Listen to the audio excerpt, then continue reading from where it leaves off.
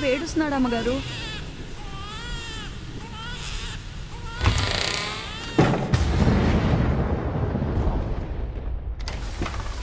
మీరేనా ఫోన్ చేసింది? సార్.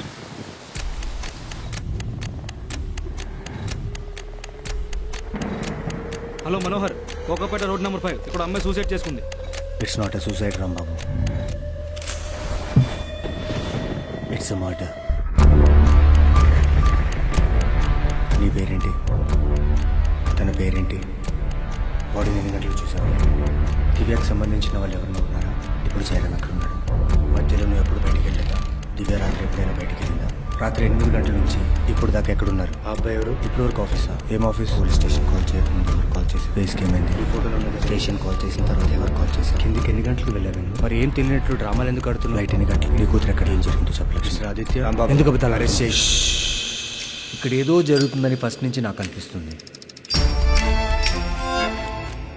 తర్వాత అర్థమైంది, ఇక్కడెవరో పూర్తిగా అబద్ధం ఆడుతున్నారు. ఎవరైతే అబద్ధం ఆడుతున్నారో వాళ్ళే హంతకులు.